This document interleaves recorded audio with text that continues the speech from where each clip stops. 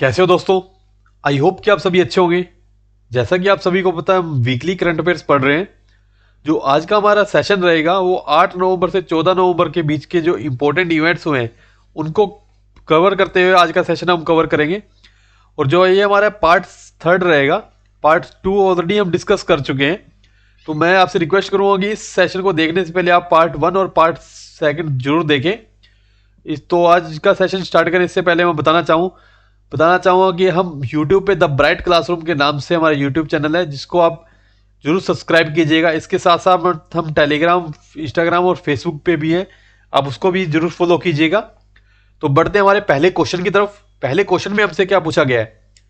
In November 2025 the centre for development of telematics under the ministry of communication signed IMOU with which institute to establish a center of excellence for indigenous telecom and cyber security research। हमें क्या बताना है, हमें बताना है कि उस institute का नाम बताना है जिसके साथ क्या है कि centre for development of telematics under the ministry of communication ने साइन किया है एमओयू। किस लिए? For indigenous telecom and cyber security research के लिए। हमें उस इंस्टीट्यूट का नाम बताना है। नीचे दिए गए 5 जो हमें ऑप्शन दिए गए उसमें से। तो हमारा जो आंसर रहेगा वो रहेगा सी, आईआईटी गांधीनगर गुजरात के अंदर है, जो इन्होंने एमओयू साइन किया है इसके साथ। ठीक है, और मिनिस्ट्री ऑफ कम्युनिकेशन के साथ इन्होंने एमओयू साइन किया है। अब बढ़ते हैं हमारे सेकंड क्वेश्चन की तरफ। सेकंड क्वेश्चन में हमसे क्या पूछा गया है। Identify the national park that earned a good rating from the International Union for Conservation of Nature (IUCN) in its fourth edition of the World Heritage Outlook 2025, becoming the only Indian site to achieve a positive conservation assessment। जो हमसे पूछा गया है वो पूछा गया कि हमें आइडेंटिफाई करना है उस नेशनल पार्क को बताना, नाम बताना है जिसको रेटिंग गुड की रेटिंग दी है। किसने दी है? IUCN ने। को किसमें दी है? फोर्थ एडिशन जो उन्होंने रिपोर्ट आई है वर्ल्ड हेरिटेज आउटलुक 2025, जो क्या बन गई है इंडिया की पहली ऐसी साइट बन गई है जिसने ये पॉजिटिव असेसमेंट जिसको मिली है। वो पॉजिटिव असेसमेंट कैसी है? गुड मिली है, गुड की असेसमेंट मिली है। हमें उस नेशनल पार्क का नाम बताना है। तो इसका जो नेशनल पार्क का नाम है वो हमारा आंसर रहेगा सी, कंचनजंगा नेशनल पार्क है, जो कहाँ पे है? सिक्किम के अंदर। ये कहाँ है? सिक्किम के अंदर। और इसको किस वजह से मिली है कि इसकी जो गुड रेटिंग है वो किस वजह से मिली है? क्योंकि इसमें जो ह्यूमन इम्पैक्ट है, ह्यूमन जो इम्पैक्ट है वो लो है। इम्पैक्ट है क्योंकि ये रिमोट एरिया पे लोकेटेड है। रिमोट एरिया पे लोकेशन होने के कारण इसमें जो ह्यूमन जो इसमें रहता है इंटरफेरेंस है वो कम रहती है, जिस वजह से इसमें जो अपना गुड की रेटिंग है इसको किसने दी है? IUCN ने दी है। अब बढ़ते हैं हमारे थर्ड क्वेश्चन की तरफ। Justice Ashok Bhushan has been reappointed as chairman till July 2026 following the approval of appointment committee of cabinet in November। हमें बताना है जगभूषण जो हमारे अशोक भूषण है उनको रीअपॉइंटमेंट दी है। कौन से जो डिपार्टमेंट का उनको चेयरमैन बनाया गया है इसमें हमसे पूछा गया है। तो जो हमारा आंसर रहेगा वो रहेगा national company law appellate tribunal (NCLAT) का। इसमें इनको हेड बनाया गया है। अब जो थर्ड क्वेश्चन है वो देखते हैं। हमारा थर्ड क्वेश्चन के बाद हमारा फोर्थ क्वेश्चन में हमसे क्या पूछा गया है। फोर्थ क्वेश्चन में पूछा गया who become the first Indian para archer to be selected for an abled bodied national archery team in November 2025। हुआ क्या है कि जो पहला इंडिया का पैरा आर्चर है जो जिसको किसमें सिलेक्ट किया गया है, जो एबल्ड पर्सन होते हैं, जो मतलब जो नॉर्मल पर्सन की जो नेशनल आर्चरी टीम है उस टीम में इनको सिलेक्ट किया गया। उस पैरा आर्चर का नाम हमें पूछा गया है। तो वो पैरा आर्चर है शीतल देवी। ये शीतल देवी है, ये स्पेशली एबल्ड है, ये एबल्ड है, पैरा आर्चर है ये इंडिया की तरफ से। और इंडिया में भी कहाँ से है? जम्मू कश्मीर से है ये। और ये जन्म से ही इनके क्या है? जन्म से इनके हाथ नहीं है, हैंड नहीं है। और जो ये किस में पार्टिसिपेट करेगी? एशिया का जो एशियन कप है, एशिया कप आर्चरी 2025, जो कहाँ पे होगा? Saudi Arabia. सऊदी अरबिया है। और सऊदी अरबिया में कहाँ पे होगा? जिदे के अंदर। जिदे के अंदर होगा ये। ठीक है, इसमें पार्टिसिपेट करेगी ये। अब बढ़ते हैं हमारे फिफ्थ क्वेश्चन की तरफ। Select the name person who did not receive the Bharat Ratna Dr. Bhupen Hazarika National Award 2025, which honor individuals for their contribution toward the promotion of Northwestern arts, literature, music and social service. In November हमें बताना है, नीचे दिए गए जो हमें 5 options दिए गए हैं उसमें से हमें बताना है कि किसे Bharat Ratna doctor Bhupen Hazarika national award, south जो नॉर्थ ईस्टर्न स्टेट में जो पार्ट वो करते हैं, कंट्रीब्यूशन करते हैं अपना, किस फील्ड में, आर्ट्स में, लिटरेचर में, फूड में और सोशल सर्विस में, म्यूजिक में और सोशल सर्विसेज में जो क्या पार्ट्स वो करते हैं, कंट्रीब्यूशन देते हैं अपना, उसमें इनको क्या मिलता है, doctor Bhupen Hazarika national award. तो नीचे दिए गए ऑप्शंस में हम देखते हैं कि किसे नहीं मिला है, हमें ये बताना है।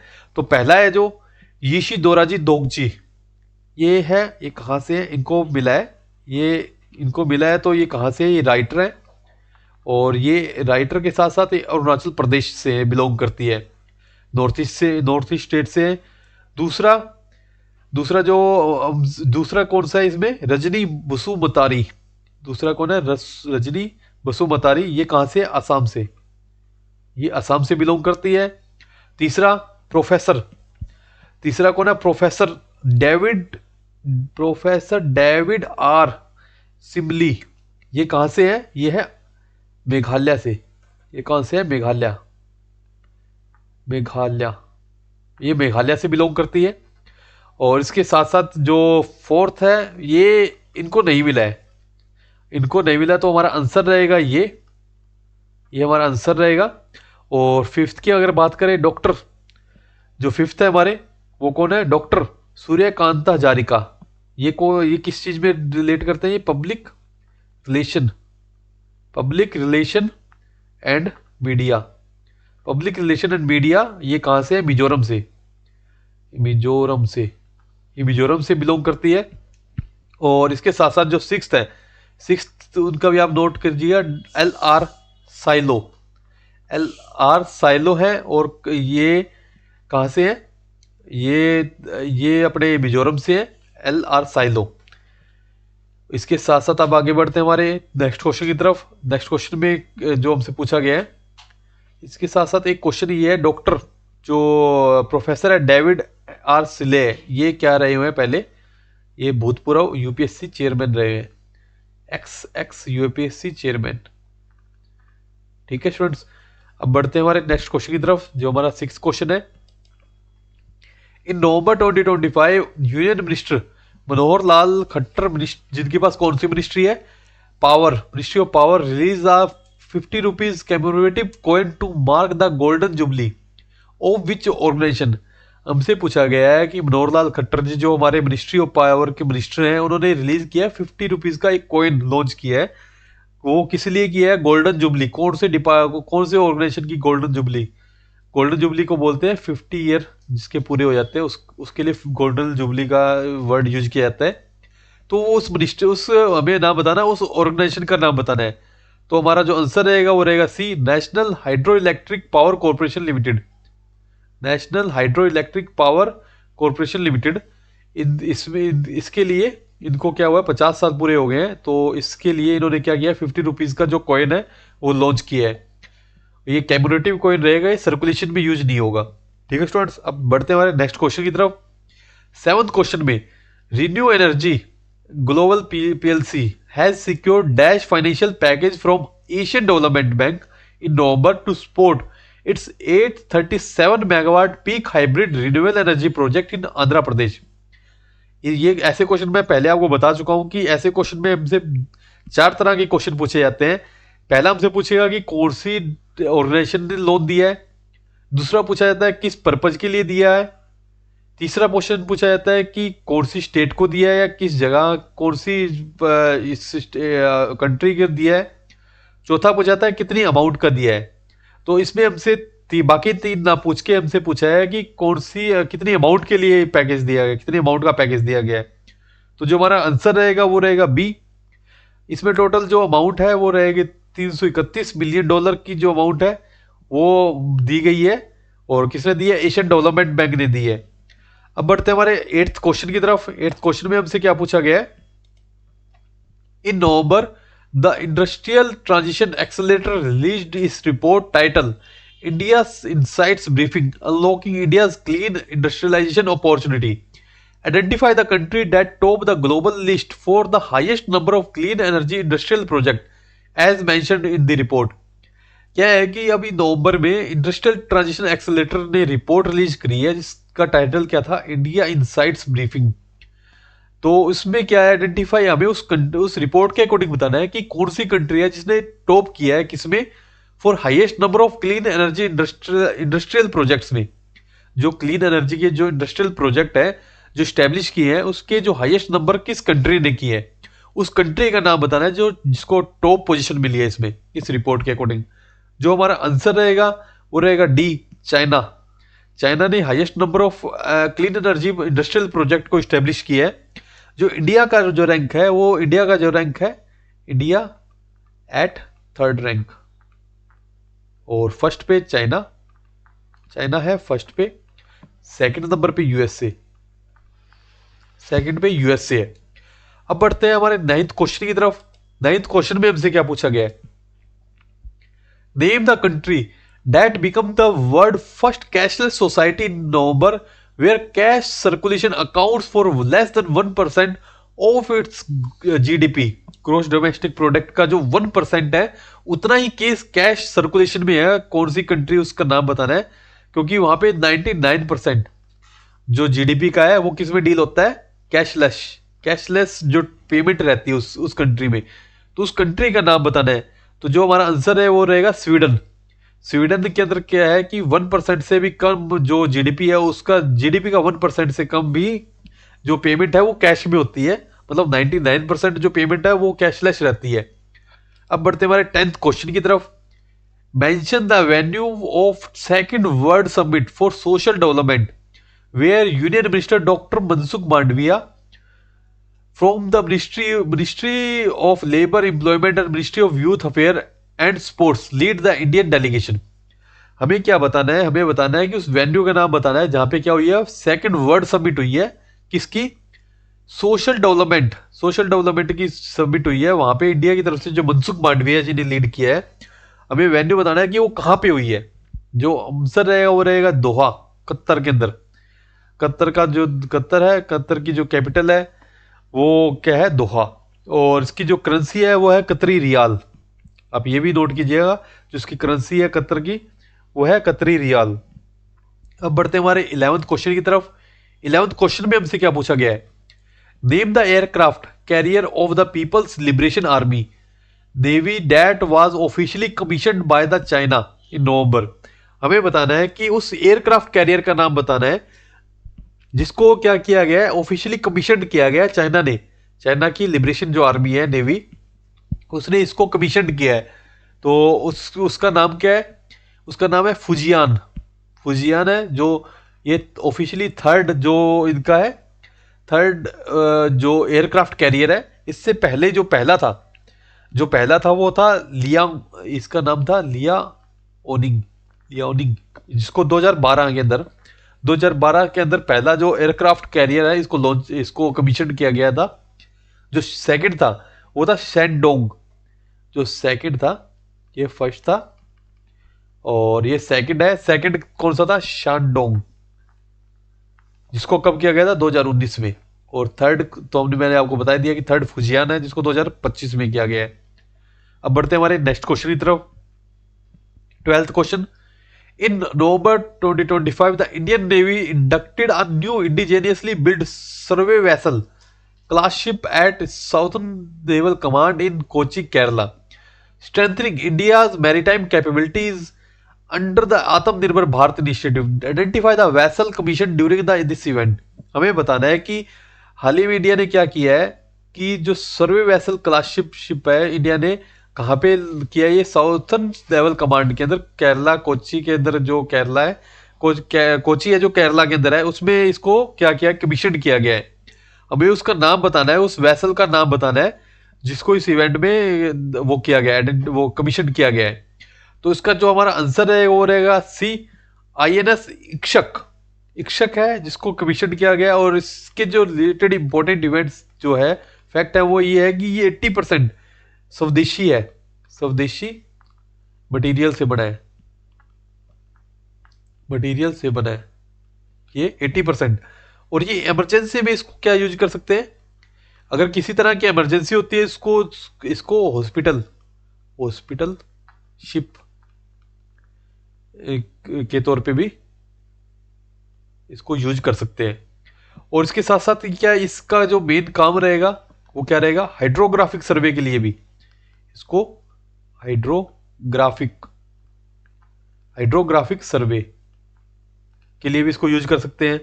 और ये फर्स्ट क्लास वेसल है जिसमें डेडिकेटेड, इसमें क्या है, ये पहला ऐसा ये है वेसल है जिसमें डेडिकेटेड अकोमोडेशन रहेगी, इसमें डेडिकेटेड अकोमोडेशन रहेगी, किसके लिए, वीमेंस ऑफिसर्स के लिए और सेलर्स के लिए, ठीक है, मतलब उनके रहने के लिए, वीमेंस जो ऑफिसर रहेंगे उनके रहने के लिए और उनके सब चीज रहने के लिए जो अकोमोडेशन है डेडिकेटेड इसके बनाया गया है इसमें। अब बढ़ते हैं हमारे 13th क्वेश्चन की तरफ।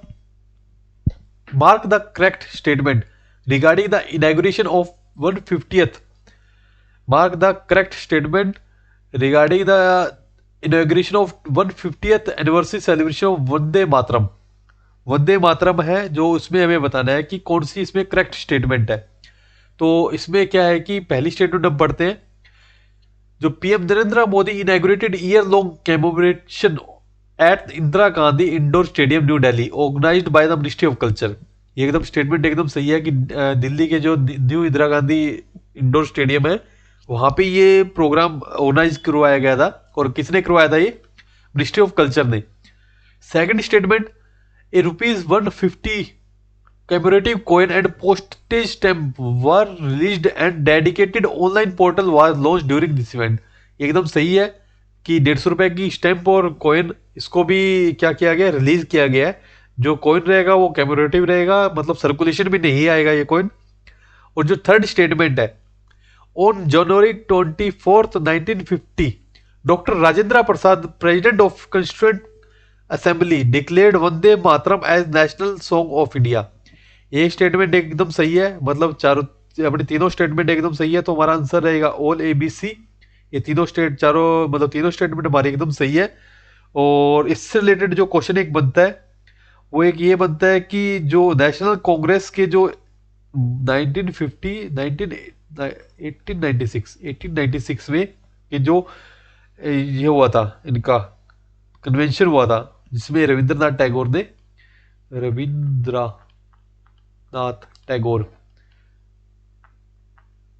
इसको पहली बार गाया था। ये था जो 1896 का जो सेशन था कांग्रेस का, ठीक है, कांग्रेस का, इंडियन नेशनल कांग्रेस का जो सेशन था, इसमें रविंद्रनाथ टैगोर जी थे। इन्होंने पहली बार वंदे मातरम गाया था। और वंदे मातरम से रिलेटेड एक क्वेश्चन ये बनता है जो स्टैटिक जीके का पार्ट है कि वंदे मातरम किसने लिखा था। ये लिखा था बंकिम चंद्र चटर्जी ने। बंकिम चंद्र चटर्जी,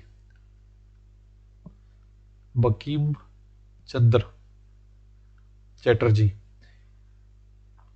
बंकिम चंद्र चटर्जी, ये इन्होंने लिखा था। और ये कब, 7 नवंबर 1875 में, ठीक है। अब बढ़ते हैं हमारे नेक्स्ट क्वेश्चन की तरफ। 14th क्वेश्चन में हमसे क्या पूछा गया है, in November PM Narendra Modi flagged off 4 new Vande Bharat train from which city, increasing the total number of operational Vande Bharat services to 164 across India. कि अभी हाल ही में क्या है कि हमारे जो प्राइम मिनिस्टर नरेंद्र मोदी जी, इन्होंने क्या किया है, 4 नई वंदे भारत ट्रेन है जिनका इनोग्रेशन किया है, उनको वो किया, फ्लैग ऑफ किया है। कौन सी सिटी से किया है ये हमसे पूछा गया है, जिससे जो टोटल कैपेसिटी हो गई है हमारे वंदे भारत की जो ऑपरेशन में है वो कितनी हो गई है, 164 टोटल हो गई है, ठीक है। हमसे अब जो क्वेश्चन में पूछा है वो ये पूछा है कि कौन सी सिटी है जिसमें ये 4 वंदे भारत जो ट्रेन है वो चलाई गई है, उस कहाँ से इसको फ्लैग ऑफ किया गया है। अभी हाल ही में किया गया, प्राइम मिनिस्टर नरेंद्र मोदी जी ने विजिट किया यूपी को। यूपी में भी कहाँ से किया, वाराणसी विजिट किया था। तो इसमें वाराणसी से इसको फ्लैग ऑफ की गई है 4 वंदे भारत ट्रेन। ये जो है सेमी हाई स्पीड ट्रेन है जिसको डेवलप किसने किया है, integrated coach factory. Integrated coach factory, वो कहाँ पे है, तमिलनाडु के अंदर। इन्होंने इसको क्या किया है, वंदे भारत को डेवलप किया है, इसके जो सेमी हाई स्पीड ट्रेन है हमारी, इसको डेवलप किया है वंदे भारत ट्रेन्स। ठीक है। और यूपी से रिलेटेड एक क्वेश्चन ये बनता है कि यूपी के जो गवर्नर कौन है, वो कौन है, आनंदी बेन पटेल। आनंदी बेन पटेल, ये इसके गवर्नर है। और इसके बाद बढ़ते हैं हमारे लास्ट क्वेश्चन की तरफ। इस सेशन में हमारे 15 ही क्वेश्चन रहेंगे। इस वीक में हमने, क्योंकि ऑलरेडी हम थर्ड जिसकी जो सेशन है हमारा, इसको डिस्कस कर रहे हैं जो इस वीक का। तो इस लास्ट क्वेश्चन हमारा क्या है, in November 2025 the EdelGive foundation in collaboration with Hurun India release the 12th edition of Huron India philanthropy list. Name the philanthropist who emerged as India's most generous donor with a total contribution rupees 2708 crore during financial year 24-25। हमसे पूछा गया है कि हाल ही में क्या है, idols give foundation है, इसने कोलैब किसके साथ किया है, हुरन इंडिया। जिसने क्या रिलीज किया है, ये आप याद रखिएगा, ये 12th एडिशन है इंडिया की जो हुरन इंडिया फिलंथ्रोपी लिस्ट, मतलब इंडिया के अंदर सबसे ज्यादा दान कौन करता है, इसकी एक लिस्ट इन्होंने रिलीज की है। हमें बताना है कि उस लिस्ट में सबसे पहले नंबर पे कौन है। तो पहले आपको 2 या 3 नाम आपको जरूर पता हो।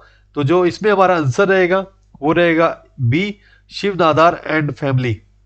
इन्होंने कितना अमाउंट रिलीज वो किया है, दान किया है, 2708 करोड़, 2708 CR है जो इन्होंने क्या किया है, ये फिलंथ्रोपी काम के लिए इन्होंने जो सोशल पर्पज से इन्होंने क्या किया, दान किया है।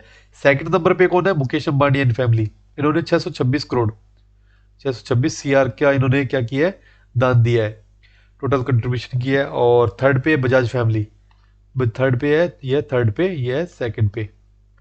तो आज के सेशन में हमारे यही क्वेश्चन इंपॉर्टेंट थे जिसको हमने डिस्कस किया। आई होप कि आप सभी को ये सेशन अच्छा लगा होगा। तो इसी के साथ आज का सेशन हम खत्म करते हैं। इससे पहले कि मैं आज का सेशन खत्म करूं, मैं उम्मीद करता हूं कि आपने हमारे YouTube channel the bright classroom को जरूर फॉलो कर लिया होगा, सब्सक्राइब कर लिया, और अपने फ्रेंड्स सर्कल में आप इसको जरूर शेयर कीजिएगा। आपका कोई सजेशन हो तो आप हमें जरूर बताइएगा।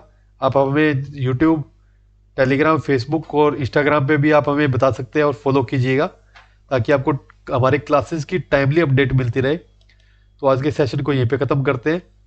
Thank you.